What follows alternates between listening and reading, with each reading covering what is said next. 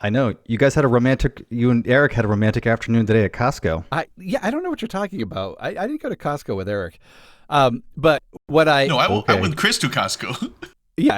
Chris and Eric went to Well, Costco. two of you had a romantic afternoon at Costco. Okay. Jealousy is a stinky cologne on you, Tim. But anyway,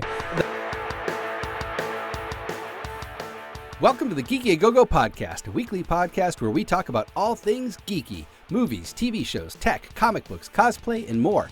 If it has something to do with being a geek, we'll talk about it here. My name is Anthony Pizzuto. Let's get this party started. Joining me today in the Go-Go, this guy loves curling so much he would never take anyone for granted, Mr. Eric Ho. He thinks football players come to New Jersey when they need new uniforms, Mr. Nitro Chris. And he was an all-star football player but couldn't listen to any music because he broke all the records, Mr. Tim Boylan. All right, gents. Tim, you've served us well, but I think it's time to hand the torch off to another one of us. Oh, come on. No, Give me a break. It's the day of all days. It's the Sunday of all days. I get it. It has to be sports themed. So explain to me. He would never he would never take anyone for granted. I don't understand that one. Is that a curling thing? Yeah. No, I get it Eric, because he's tell talking him. like he's talking a stone joke. So I curling got stone. that. Get it? Grin it. And then I really like the breaking the record situation, Tim. I thought that was really, really nice. So I gotta throw that to you over there. I like this little compliment See. sandwich that you're doing. Okay. But Tim, you have been doing it for a little while now. Do you want to take a break? I think my intros are amazing. Okay, fine. You can stick to it. It's going to remain. We're going to remain this as your job title as the intro guy. Okay. All right. So, what have you all been up to this week? And Toots, I'm going to point this to you because you weren't here last week. So, what have you been up to? What's going on in the world of Timothy Toots Boylan? Yeah, well, I guess I probably owe the viewers a bit of an explanation as to why I wasn't here last week. Sure. Yeah, so my kids were we were at a recital, their instrument recital. I think I was talking to you guys about this earlier. So my son is pretty accomplished in terms of his instruments. He plays the trombone. He taught himself how to play my daughter's instrument, who she did not know how to play the trumpet at all. He's learned how to play the guitar, both acoustic and electric, and he taught himself how to play the piano. So Wow. So he's a bit of like a musical savant. That's pretty awesome. yeah, Now, are you or Barry musical? I am not. I'm artistic, but not musical. Got it. No, that's really cool. So where did your son get his musical talents from? Is anybody in your family, or he just kind of like said, you know what, this looks really cool, I'm going to pick it up, I'm going to do it? Yeah, I think that's kind of how it went. Wow. I mean, he really likes to act. I mean, he does that acting school over in Plainfield. He's done this musical tap school in Scotch Plains. He takes voice lessons. So, and we've got him a couple lessons too. So it's not like Sure. And my father-in-law actually does play the guitar. So that's probably his sphere of influence. Got it. All right. Well, I'm looking forward for him to take us on his coattails to Hollywood and beyond. All right. So thank you, Tim, for sharing with what you were up to. We missed you last week. We were very concerned about you, and I'm glad that you finally replied to our text messages. Like the desert misses the sun. The desert.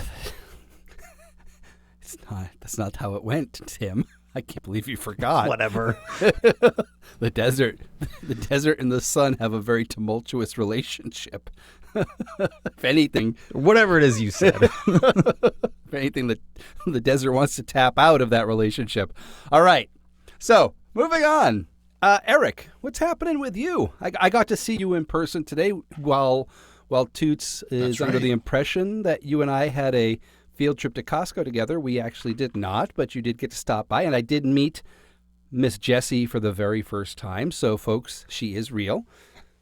And they were listening to our podcast while That's right. they were at my house, which was really interesting. It's a very meta moment. She did say, are we going to meet the infamous Anthony? And I don't know what that meant, but Ooh. I was like, yes. Nice. Infamous. For me this week, this week was the beginning of the Lunar New Year. Here's a new year that just started. So I'm gonna continue to use my Happy New Year for another 2 weeks or so. This is a year of the dragon. So we had our usual kind of deal celebration. Like my sister kind of came over and we hung out with some friends. Had like a hot pot celebration. And then we actually went out to a temple in College Point. Oh, wow. And that was really strange. And it's the first time we've been to a temple here in the United States. I think that for most Taiwanese people, temples are not super religious places. It's more cultural more than anything else. And it was just really cool to see one of these places just in the middle of like a residential block. Oh, wow. And then somebody went and built a temple. And I thought that was pretty cool. So we did that this past weekend. Awesome. And what is your sign in the calendar? So I'm a rabbit. Last year was my year. Okay. This year is dragon, which is Jesse's year.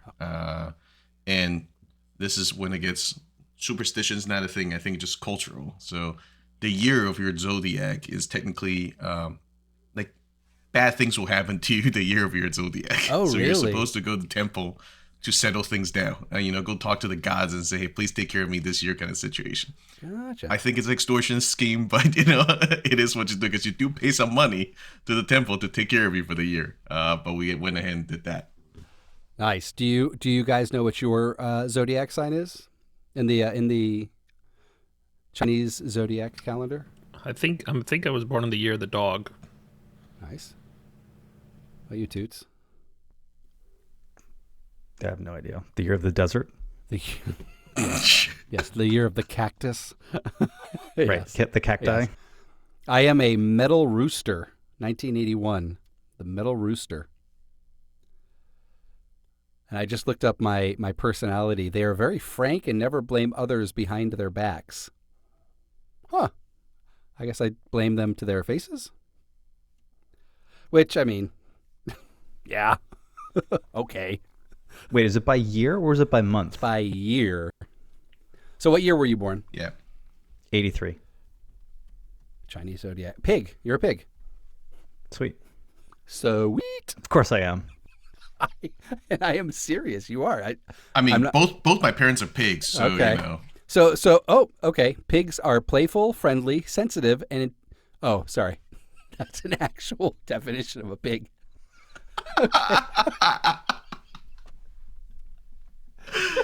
Skip. Tim, what were you up to this week? Right. Oh my God. Is it really? No, that really is the definition of a pig. Okay. Chinese zodiac pig personality. There we go. Okay. Okay. Oh, here we go. People with the 1983 Chinese zodiac pig, it's a water pig, 1983, are gentle, modest, and blunt, and they cannot tolerate others to beat around the bush. They are very persistent and can make unremitting efforts towards their goals. Interesting. All right. I dig it. Now you got to go around the room. Okay. All right. So Chris, what are you? 82. So you are the water dog, and conscientious and careful in work and strict with themselves. At the same time, they're very loyal to their friends and family. Being compassionate, they always help people in need. All right. Very nice. All right. Ho. I'm a fire rabbit. I'm 87. Oh, he's a youngin'. Look at you. Wow, I am the oldest. Damn. All right. The fire rabbit is a strong-willed person and can go extremely far in life as long as they have the right support. They do not take hardship well and can become miserable and depressed when things do not go to plan. They are very good with children. The rabbit has many desirable qualities and is very careful in life. All right, well, if you ever want to babysit, I mean, you got the job. No, thank you. All right. Well, now that we've kind of gone through all of that, Chris, what have you been up to? Kind of recording a little bit out of sequence here. It wasn't last week, but it was just the weekend prior. We did the Level Up Con in Islip, New Jersey. Yep. It was I'm not gonna say it was eye opening. It was something nice to attend. I kind of liked it. When I got there, that's when I realized what it really was. It was more like just show up and game with your friends. Right. I thought it was going to be something a little bit bigger, something a little bit more like, hey, you know, all this new merch, all this new, like, we're, you know, showcasing some games or whatever. But it was more like a, what's the word they use? Retreat, right? Where people just congregated and said, like, hey, let's all get together. We'll meet in this place. Maybe we haven't seen each other in a while, or we just want to wall ourselves off from the outside world and just game for like a weekend. So they had like a game library, lots of cool, some cool vendors. Yeah, it was pretty cool. And what did you troop as? The Narkina Prisoner. The Narkina Prisoner, made famous in the show Andor. If you haven't seen it on Disney Plus, not sponsored. And Eric and Toots, did you guys troop as well? No. I did. You did. What did you troop as? So the first day I did the Scout. I did Han Solo the second day. And the third day I just spotted. Nice. So now that you've kind of gone to this one, is this your first? This is for Nitro. Is this your first board game convention? Have you been to PAX and anything like that? So now, after attending this, would you go to PAX or would you go to Gen Con or anything like that? I mean, I think the one thing that was missing from this is just more and or bigger vendors. However, it loses that like appeal to people who just kind of don't want to deal with that and just want to get together with people. I've never been to those other cons, so I can't really say that they don't have that environment. Maybe they do. We do get Jimbo on this podcast, so after he pays his sponsorship fees and, you know, subscribes to the highest level of our Patreon that doesn't exist yet, you know, we'll invite him on and he can talk to us about going to those gaming conventions, or we could just go ourselves this year. Live stream from Gen Con. I think it's August, I believe. I've never been, but Jimbo recently reached out and talked to me about it. All right, cool. And let's see, what have I been up to? I wasn't traveling this past week, but I will be traveling this week. I'm going to be gone in Orlando, so I'll be missing the snowstorm, which is very exciting for me. Bummer for the fam. Did some editing. I released the unboxing video of my Scout Trooper armor kit. So if you haven't seen that, head on over to Made by AP. I got to showcase all the goodies that came in that box. And yeah, it's just been a pretty normal week. Nothing too exciting. I haven't trooped, although I should. I need to get my trooping together. I did vote in the 501st election, so that's accomplished. So Taylor, if you're listening, I don't want the email. So yeah. All right, but I did do at night when I had the whole house to myself, everybody asleep, I got to plop myself down in front of the television and tune into some good stuff. So I'm going to toss this over to my pal Nitro to take us on an adventure. Nitro, take it away. You're supposed to ask what time is it. Oh. So we have an official shtick. Okay. Sorry, it wasn't in my script. Okay. Let me try that again. Hey, Chris. Yes? What time is it? It's what you watching time.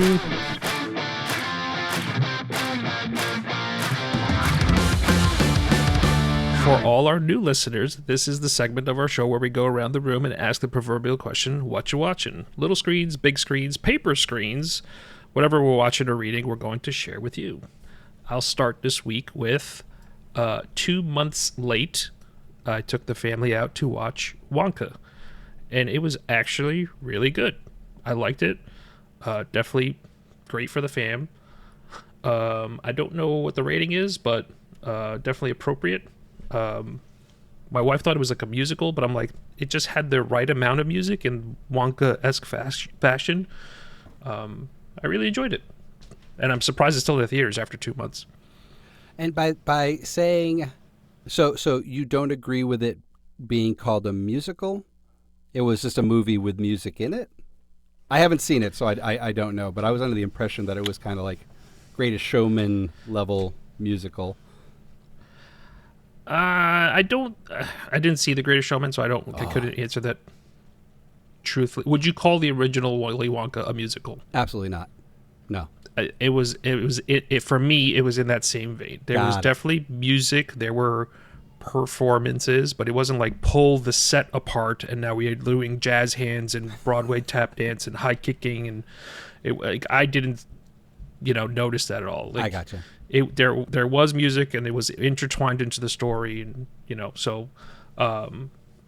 what's his name? Timothée Chalamet.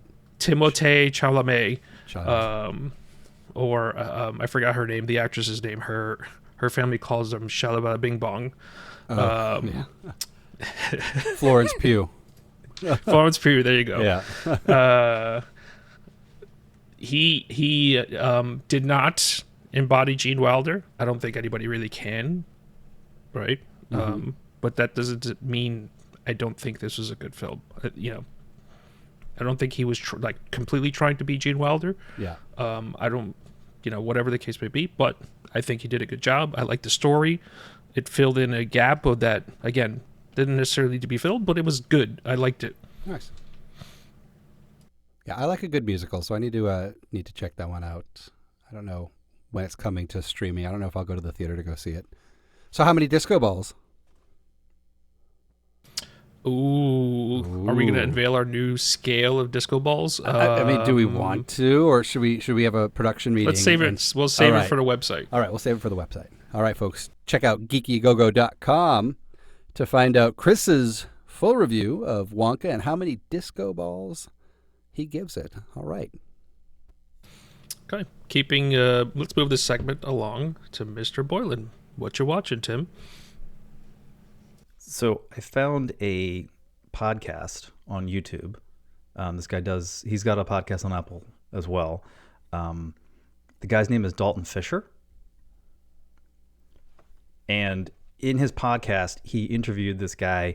His name is John Kiriakou. I don't know if you guys have ever heard of him. So this guy, John Kiriakou, was a CIA case officer for about 15 or 20 years. And he was responsible for capturing Abu Zubaydah. He did a whole bunch of stuff while he was in the CIA. The podcast, there's two of them. They are quite long. They're almost 3 hours apiece. So it does take a considerable amount of effort to listen to it. But it is an incredibly interesting story.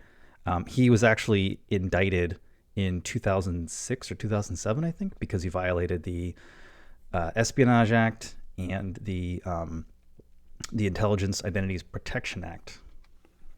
He was the one who blew the lid on the enhanced interrogation techniques in 2007. But he gave some type of interview to a reporter where he must have leaked the name of somebody who was currently undercover, and he went to jail for 3 years for that, I think, something like that. But it's an incredibly fascinating story. Wow, interesting. Do you normally gravitate towards documentaries, docudramas, things like that? This one was just completely by accident. Wow, okay. Cool. Nice. Eric, what you watching? Did I talk about how I went to see Argyle on this podcast yet? No, you shared with it. Oh, did he? I thought you shared it in the chat. I don't know if we talked about it though. When? Well, I saw that. And then I saw The Beekeeper, which is nice. So awesome for anybody who's into Jason Statham. Like, it's peak Jason Statham. So, So hold on, quick recap on Argyle though, because it's not a Taylor Swift movie, right? No. Okay. No. I see what you. Yeah. No. That's not it. Got it. No, all right. And I wasn't being rumor for everyone else. There were rumors on the street that Taylor Swift wrote Argyle. Okay, got it. And actually, there's a whole fascinating story behind it, because I think I'm not going to do this justice, but I think I read somewhere where they keep talking about how it's based on a book by this author that nobody has ever heard of. Ooh. And then turns out there was something about how they wanted to make a movie with this author. They didn't have the rights for it, so they asked the author to write another story for it and then use another name or whatever kind of situation. So that's pretty interesting. And then I saw Beekeeper, which is so good. But actually, that's not what I want to talk about this week. I got turned on to this YouTube channel called, I kid you not, Ants. I cannot pronounce the word. It's Ants Canada. So basically, like ants, as in like the ants, and it's some guy in Canada who made like a giant rainforest of what is it, vivarium. Basically, it's one of those like ecosystem kind of situations, and it is about the most amazing content that I've seen in the past week, where you just watch this guy try to introduce different plants and animals into his ecosystem. You're gonna see how that goes. I love it. I've come across that one. I know what you're talking about. You start watching it, and you're like, I want to see more of these. It's really good. Yeah, the last episode was he added a carnivorous plant into his rainforest setup to combat the growth of these ants that are getting out of control. And it's absolutely fascinating. I cannot stop watching it. And just so you guys know, in case you guys think I'm crazy, each one of these videos you're looking at average 2 to 3 million views. I think 2 million. Wow. 3 million views of like content. Like the video with the plant is like 1.1 million. Like this is a lot of people are watching this thing. So that's my watching. And then I just saw that they published another video 11 hours ago, and that's what I will be watching after this. So. Nice. Excellent. I mean, yes, I do. I've seen what Eric's talking about. I definitely recommend people checking it out if they just want to zone out and watch something cool and fascinating and definitely sciencey and whatnot. There's a little bit of drama to it, production added drama, nothing Jerry Springer-esque, but definitely like, oh my God, look what's going on here kind of, jam. But I know what Eric's talking about, and I definitely can get engrossed in those videos. I have not subscribed yet, but because I feel like I'm gonna have to go back and watch everything if I do. Eric, that makes me think of. There was a YouTube series. I'm gonna have to dig it up. There was a guy, he rescued a lobster from a supermarket container, and he kept it as a pet. Yeah. Oh, I need to hear more about this. I'm gonna go look this up. Yeah. He like nursed it back to health. Like his claws are now working, and it's hilarious. I remember hearing about that one. And in Argyle, that's an interesting kind of like story about the author, and it kind of reminds me of. Did you ever see the movie Adaptation? Yes. Well, so Charlie, it's pitched as kind of like autobiographical. And it's about Charlie Kaufman and his twin brother, Donald Kaufman, both played by Nicolas Cage. Anyway, Donald Kaufman received a co-writing credit for Adaptation, but he doesn't exist. He's not a real person. And so when the film was actually nominated for Best Adapted Screenplay, Charlie Kaufman and Donald Kaufman, the non-existent Donald Kaufman, received a nomination for writing Adaptation. Yeah. Super cool. Such a good movie. I need to go rewatch that. And I definitely want to check out Argyle now that I know that there's some weird, Knights of Templar nonsense attached to it. Yeah, very, very. I mean, just so everybody knows, like with the Beekeeper and Argyle, like I went to the movies with the family, 7:00 showing on a Friday night. The parking lot was empty. Oh. Empty. Really? Right. Yeah, it's dry season for film releases this time of year. Yeah, people are snoozing on these films, all right? Yeah. These films are awesome. Yeah. Okay. With that, Mr. AP, what you watching? Boy, okay. So what am I watching? So yesterday I watched an interesting film. There's just so much stuff out there right now. So watch The Midnight Swim. Came out in 2014. And it's kind of like one of these atmospheric, not found footage, but it's from the perspective of someone holding a camera type of films. And in essence, it's about these three sisters who go to this lake house where their mother lived, and the mother disappeared in the lake. And there's like this weird kind of lore or legend around the lake and how there's no bottom to it. No one's ever been able to find the bottom. And the mother kind of spent her life diving into the lake trying to find the bottom, and she goes deeper and deeper, and she's never been able to find it. So yeah, it's just a very kind of like dark, moody, like I said, atmospheric. So it's like a lot of no music, just like long handheld shots. It was a fun watch. It's a quick watch, 84 minutes, but it's a good 84 minutes. And like I said, it came out 2014, so it's not been on my radar until really yesterday when my wife and I were like, you pick something, and I just finally picked something, and we kind of lucked out. So definitely recommend that one. And then I finished the book Mr. Be Gone. I think I talked about that a few episodes ago by Clive Barker about a demon who escapes hell. And it was actually a really interesting story.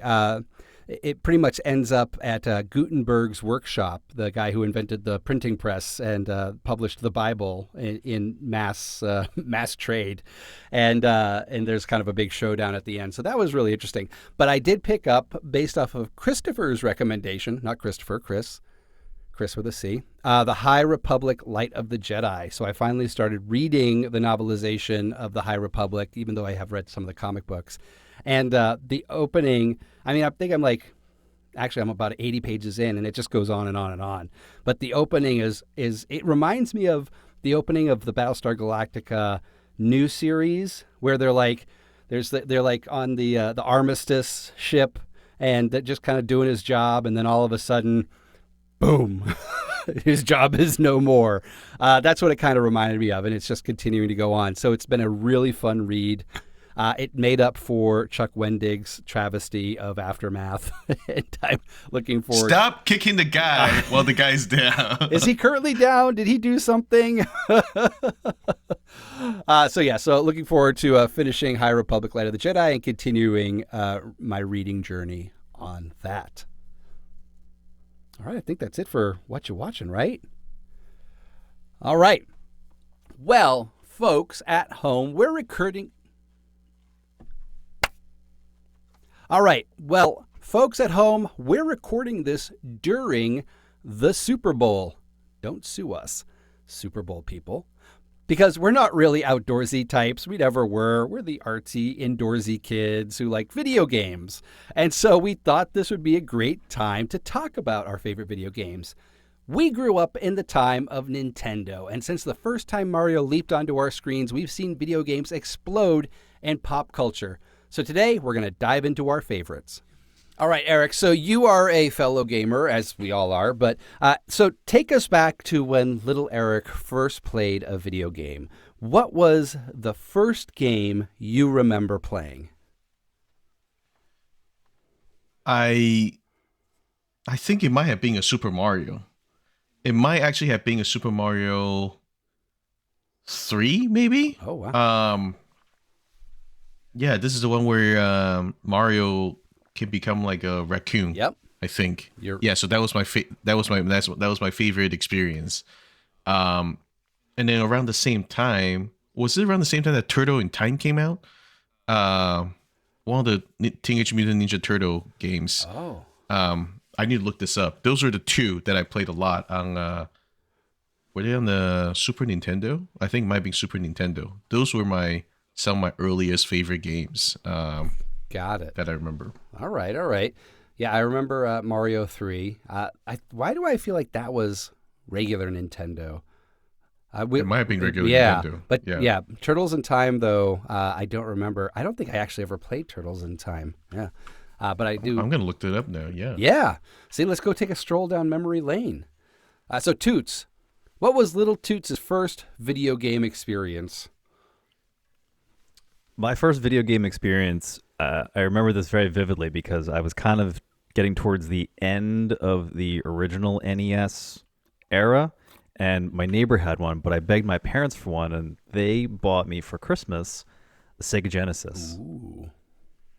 And that was my first ever console, and it came with Sonic the Hedgehog, so that was my first ever video game experience. My favorite game as a kid playing on the Genesis was Earthworm Jim. I played that game hours on end. Really? Yeah. It's probably the best Sega Genesis game, if you ask me. And the game that I've probably been playing the longest, or at least the franchise that I've been playing the longest, I've been playing Call of Duty since, whenever it came out. I play Call of Duty Mobile on my phone. I don't play it on the PlayStation anymore, but the phone is. I do play Call of Duty Mobile. I have too much pride to play those kind of first-person shooter games because I'm 40. I'll be 43 next month, and being killed by a 8-year-old is just not something that I'm proud of. Especially when they can talk smack at you over your headset. It's very humbling. So I don't play those games. You gotta.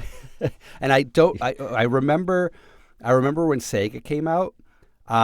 So we were a Nintendo household, and the Sega Genesis was like what the rich kids had. so Tim, you were a rich kid.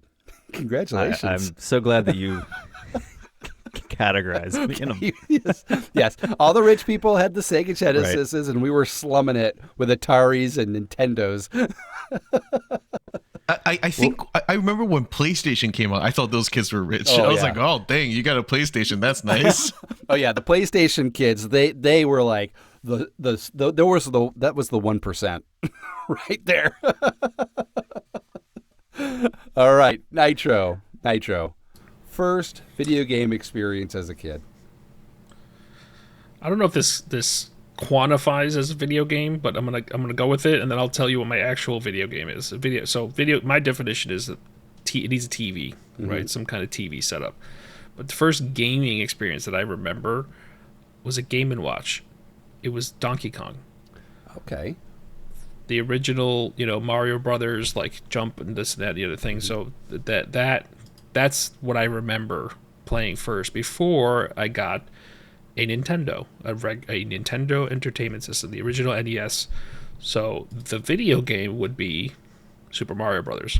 And pop quiz, what's the game that came with the NES other than Mario? Duck Hunt. Duck Hunt. Yep. Right. Yep. So I remember my brother and I, propping up a chair because we had our TV up high, propping up a chair and standing right against the screen, going like this with our blasters, and trying to get high scores and whatnot, and being bored after like 3 levels because it was very repetitive. So those are the first games that I remember playing. And there was also a version on the original Nintendo of Mario and Duck Hunt that had a third game on it. Do you know what the third game was? It was called Track and Field. There was an NES release with Track and Field that came with the pad. Yes. Yep. But that came much later. So I shouldn't say much later, but later. Yeah. Yeah, it came with the gamepad. So the one that we had when we were kids, we had the gun, we had the pad, and then we had Super Mario with it. I remember that Christmas. I remember. Did you guys have the store Ames down here? That a thing down here? Maybe it was a New England thing. What is that? It was like a department store. It was like a Bradley's type of store or Woolworths. But maybe they were just big in the New England area. But I remember that Christmas, must have been 84, 85, and my stepmother coming out of Ames with this gigantic Nintendo box and opening that up on Christmas and playing it. But we had, so similar to you, Chris, we had an Atari pre-Nintendo, and I remember playing Space Invaders on Atari. That was, I think, one of my first video game experiences. And I vaguely remember playing Donkey Kong on Atari, but maybe I'm wrong. But I remember playing the original Donkey Kong where you jump over the barrels and climb up the ladders trying to get to the princess, which was also, that was Mario and Donkey Kong. So yeah, and then, of course, Super Mario Brothers, that fateful Christmas in 1985. Which was great. So Hey, yeah. AP, have you ever been to what about you guys ever play any arcade games, or did you guys go to the arcade at all? Maybe when I was older, but I think we were more console. Plus, I grew up in rural Maine, so like the arcades just wasn't a thing. I think not until I was like probably like late middle school when you would go to the bowling alley and they had arcade games there. But like, yeah, growing up when I was younger, now there were no arcades. What about you guys down here? I remember going to this one arcade, and I used to play. If we're talking arcade games, I used to play X-Men like all the time. I would just roll up with a stack of quarters, $10 worth, put it on the machine, and wouldn't stop until the quarters ran out. Oh my God, we do need to do a show from Yestercades. 100%.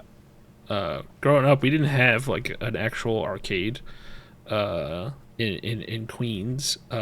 What we did have though was like random places would have like a singular thing. So I remember like a laundromat had like a certain game, or this grocery store, but like a bodega kind of thing. Newsstand, they had a different kind of game, and then the one place, and I was a little bit older for this, but there was a taxi and limo dispatcher place that would have a rotation of pinball games. Oh, so that was really cool, and like all the kids would like come into there, and like they'd make a lot of money off of this stuff, but yeah, I don't know if it was set up as like a break area for like the taxi drivers or whatever the case may be, but it was always mobbed with kids playing a pinball game. So that yeah, was a very New York City Queens experience that you just described. Yep. well, you know, like anybody could make a few bucks in the corner. They would just shove a machine or a cabinet in the corner and let people play. Well, and you know what's funny is this was just in an episode of, I think, This American Life or 99% Invisible or something like that. Pinball was illegal in New York City up until 1970. Let's Google it. Up until 1976, because of gambling, and because people would put pinball machines in bars and they would gamble, and that was illegal apparently or something like that. And so in 1976, somehow it became legal again. I don't remember the full path to becoming legal, but yeah. So you got in just in time to see it all in New York City. Yeah, so weird, our history with these weird vices that aren't really vices. But there are towns in Texas that I think just recently became legal to dance in public. What? Like, no, seriously, there are towns down there with like no dancing laws. Wow. Toots, get on down there. Shake a groove thing. Are these like blue laws where you can't like spit on the sidewalk on Saturday kind of thing? Like you're actually get arrested for it, or I mean, is it just like nonsense? No, Sounds like nonsense. I think it's like no dancing on Sunday kind of law. You know, like those like really old like Footloose. Prohibition era. We don't want people gathering and congregating, and yeah. So weird.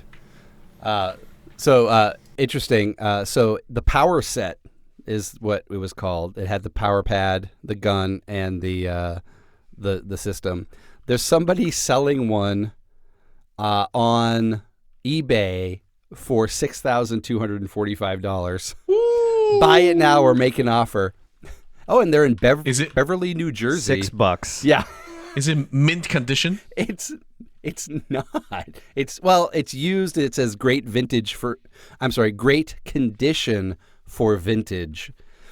And then right underneath that, under similar sponsored items, there's a power set that's in excellent condition for $579. So, interesting. I bet he has both. Yeah. And I just drive up the price. You had this theory about the vintage toy stores in the Livingston Mall 100%. as well. Have you been burnt? 100%. Did something happen to you where you don't trust? It is good business practice, and I would do the same if I'm able to. Oh my God! All right, so we've had our first video game experiences. What's the video game that you loved playing as a child? I guess you kind of answered that one, right? So that was Call of Duty for you, Toots? Or was there another, or it was Jim? It was Earthworm Jim. Yeah, it was the Earthworm Jim. I mean, there were tons that I played, right? I mean, I had tons of systems, growing up, right? I mean, it started with Sega, moved to Rich kid. Rich kid. I don't know. I just chose to spend my allowance or whatever on video games. You made enough in allowance to buy a video game? Wow. Rich kid. They were like $50. I mean, that wasn't. It's like 3 months worth of allowance, I guess, at that point. 3 months. I used to walk to school barefoot in the snow. Uphill. Both ways. Uphill. I lived both on ways. a dirt road in the middle of the woods in Maine. I had 2 burlap sacks that I could wear. One was brown and more brown. Our electricity came from a wheel spinning because of water dripping on it. That's how we powered the Nintendo. All right. Nitro, what was your favorite video game playthrough when you were a kid? It's a little obscure, but there's a reasoning behind it. So I was unfortunate enough to have surgery when I was a kid, and I kind of guilted my parents into buying me Super Mario Land 2 for the Game Boy. So I just remember being pent up in the hospital for a while and just playing that through.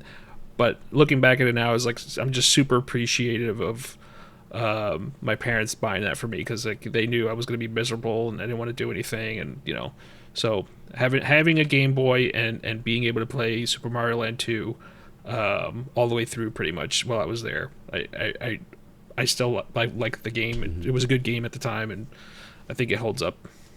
Good memory. Nice. Eric, what about you? Other than Mario, which we talked about,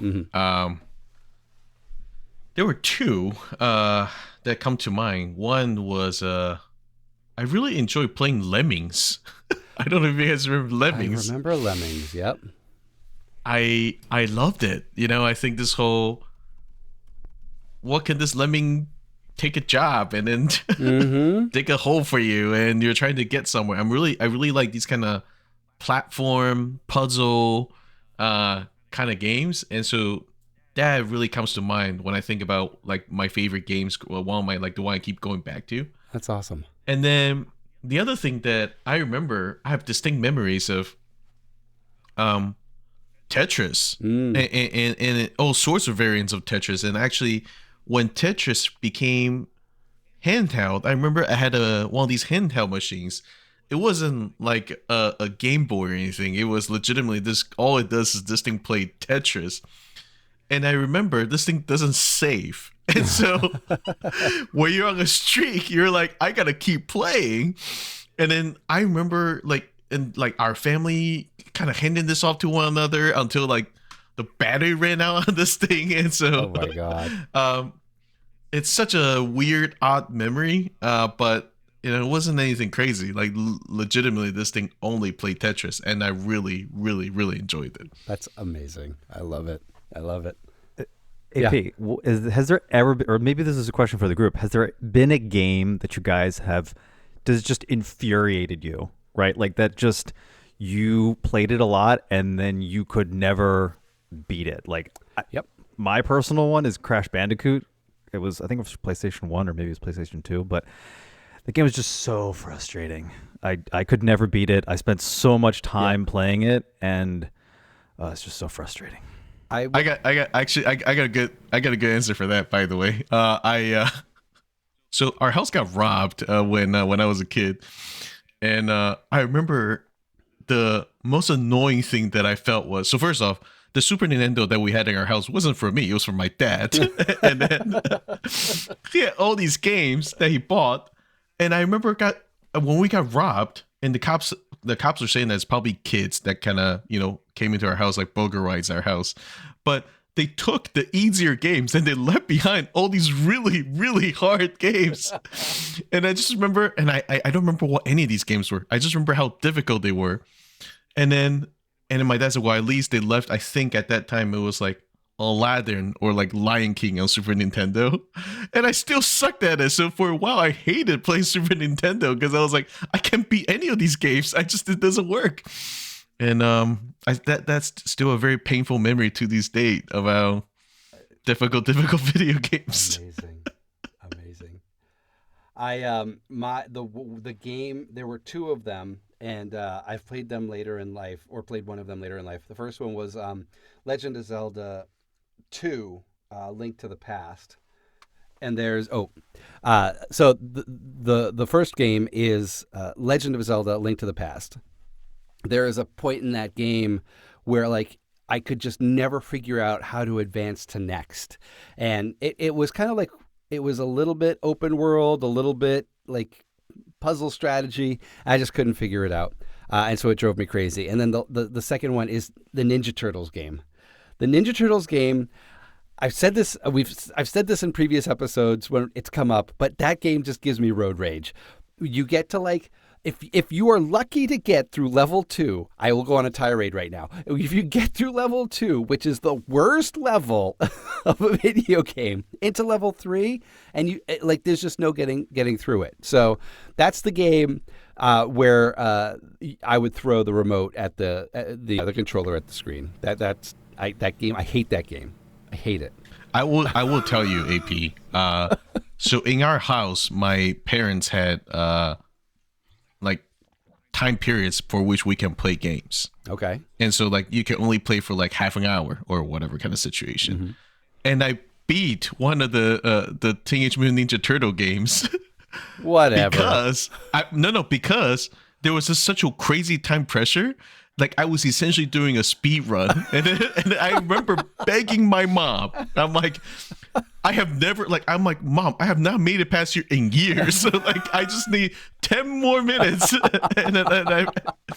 So I don't know. Maybe what you need is go back and play it, and then give yourself a little time constraint and see what happens. I like this strategy. I'm going to give it a try. Thank you, Eric. Eric, wasn't there a guy who beat Super Mario Bros, like the first one, in like something crazy like 2 minutes or 3 minutes or something? Yeah. Speedrunners are crazy. Yeah. They find like all these loopholes and bugs, and it's crazy. Yeah. Chris, what about you? For me, the worst game was Echo the Dolphin. Speaking of Sega Genesis, dude, there is probably because I was a kid. No one understood it. But it was like, what do? You have to swim around and collect bubbles and beat up sharks and stuff like that. It was just like, I couldn't figure out what I had to do. And so it's just one of those games that was like, you could have explained this a little bit better. But again, I was a kid. I'm sure if I played it now, things would be more obvious or whatever. Oh, like I just have to do this. I have to move this rock, or I have to move this seashell. But yeah, that was one of the ones where I was like, I'm done. This game looks so zen. I'm watching a little clip of it as well, and I have no idea what it's about besides jumping in and out of the water and dodging jellyfish. Which reminds me of another game that is awful, Jaws on the Nintendo. Did you guys ever play Jaws on the Nintendo? You want to talk about a game where you have no idea what to do and you will just die instantaneously?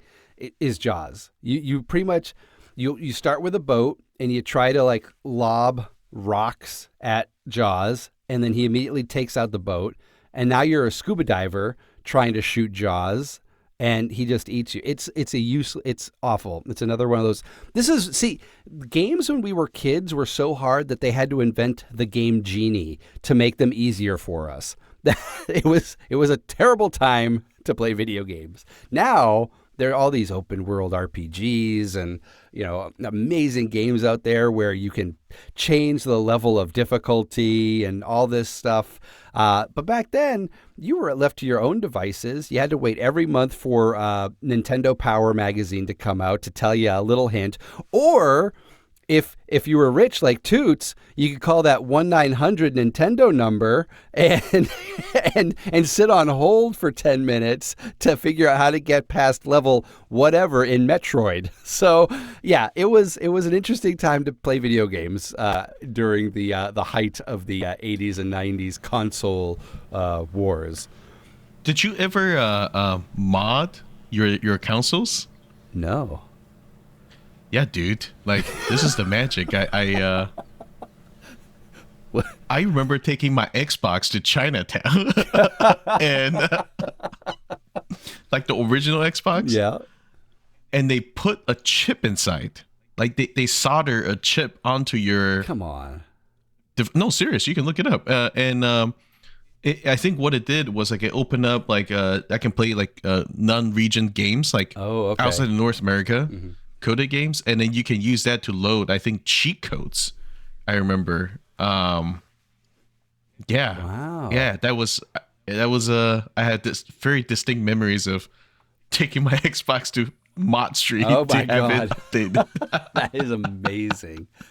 Yeah, I'm always a little paranoid when doing things like that. I don't want to like brick my device, so I'm a little too conservative with things like that. I thought it was gonna be because it's legal.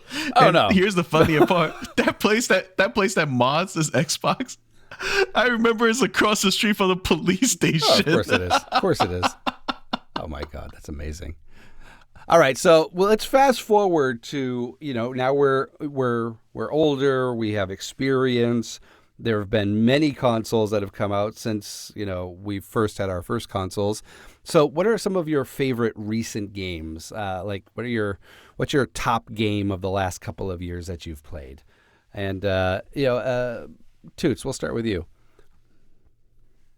I think so. I think as I got older, I appreciated more of the RPG games, and I think probably one of my most favorite RPG games was Red Dead Redemption, and I'm going to say Red Dead Redemption 2. I think those. Sorry, I know you asked for one game, but I'm going to say two.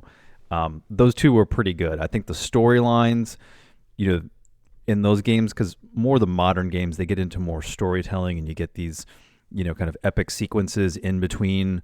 When you're asked to do a task or kind of go do things, and it's open world, kind of Grand Theft Auto type of game, and it was just a departure from Grand Theft Auto. It's kind of Wild West. You're doing all kinds. You can hunt, you can fish, you can go clean out a mine full of bandits. You can go help an old lady cross the street. And you can choose to be a good guy or a bad guy, and that really changes the way the storyline kind of goes. So depending on your choices, it really dictated how the game kind of ended. And I thought that was pretty cool. At least both versions. So good choices. Yep. Agree. Really great games. Nitro, what about you? Nowadays my favorite, hands down, just because the kids enjoy them so much, is anything Lego. The button mashing, collecting coins, powering up, and getting through the story. So like Lego Star Wars and Lego Hobbit and Lego Batman and all those Lego games. I like playing because they like watching along and stuff like that. So yeah, those games I like playing a lot. For myself, I'm a huge fan of the Assassin's Creed series. Shame on me, I haven't touched them in years. Just haven't had the time.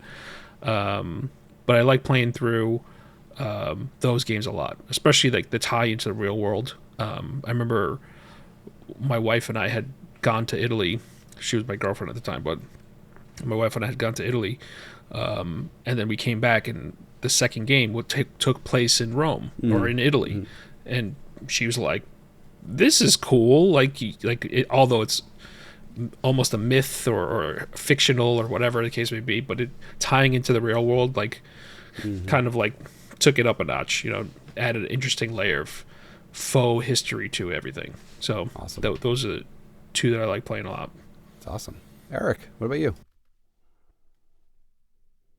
I think I've gone on a journey with games as I got older. I definitely had my phases of doing like the RPGs and like the shooter games. So, the very standard, well, I don't want to call them standard, but the very mainstream, like the Call of Duty, all these kind of things. But I find that in my recent years, I just want something more relaxing, where I am not, to your point, getting beaten up by children on the internet. That is more fun, right? So I found myself back playing things like Mario. I remember, I think a few years ago there was a game where you play as a shark, and you just ate things to become bigger sharks, right? Like very simple games. And I like games where I can sit down and do like a quick session before I have to kind of pop back up, because some of these like epic games, you're like, Like I remember I played Destiny for a while, and then you're like, oh man, like I gotta really commit to this thing, and I just don't find myself able to do that anymore. Like I like the chill, like Animal Crossing, Nintendo kind of games these days. Got it. I haven't gotten into the Animal Crossing. I have a lot of friends who have, though. I haven't ventured into that territory. I just realized I forgot to tell you my favorite video game as a kid, which was the Castlevania series, primarily Castlevania 2. There's just something about that game, and I actually recently purchased it for the Switch and have played it through. But the soundtrack, the gameplay, it was just a fun side scroller. But it wasn't. It was a back and forth side scroller and an up and down side scroller. It was just such a good, fun game. And so that's the kind of game I gravitate towards when I think about some of my favorite games in my youth. And, fast forwarding into, the 2020s, or even just recent history, the Resident Evil series. So I love RPG games. The Resident Evil series I've recently kind of been replaying because they've been remaking all of them, and the remakes have been wonderful. So I'm working my way through Resident Evil 3 right now, which is a lot of fun. And they're just great games. They're scary. They're fun to play. There's like discovery within them. So, it's not, symmetrical or not a straightforward game. You can move around a little bit to explore and build your character. But what I love about the series is that it challenges you with the tools that you're using. It's like one of those games where you have a finite amount of space in your backpack, so you have to think really carefully what tools you're going to use, and you're going to be stuck with those tools for a little while. So make sure you make the right decision. So you really have to think about what you're doing. So I love the Resident Evil games. And The Last of Us 2 was probably just story-wise, probably one of my favorite games of the last 10 plus years. And seeing it come to life in a series was just wonderful. So, yeah, but there is no shortage of amazing video games out there. So any last thoughts on video games? Anything that you're looking forward to in 2024 in terms of what's coming out this year? I don't know what's coming out this year. I think there's a new Star Wars game on tap for this year. AP, I was going to say, so I'll show it to you guys. I know the viewers probably won't be able to see it, but I'll kind of describe it. So if you want to really play like first-person shooters, you got to get kind of a controller like this. This is a custom controller. Okay. And it has you can see on the back, it has these buttons. Yeah, I know. The rich kid is showing us his fancy custom controller.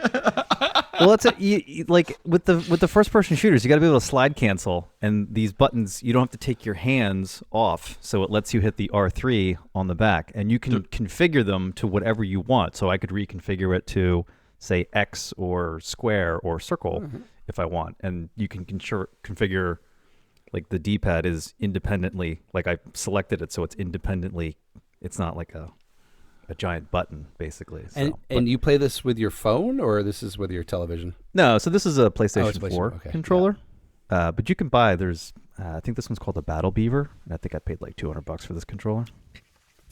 But you got to send them like a regular controller, and they'll modify it. So. Oh, you send them the controller, and then they it's like sending it to Mott Street, and got it. Like here's another one that has like you can see it's got the different buttons. Wow, on the you back. got multiple custom modded. You are like you were a Sega Genesis guy. I love my you? first-person shooters, man. I'm sorry. Well, on that note, we'll wrap up this conversation.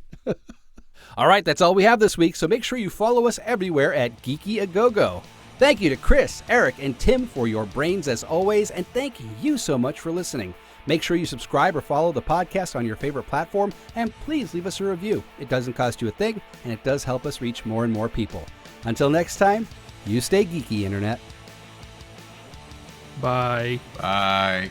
Ooh, that was good. Bye. Getting there. I'm proud of you, nerds.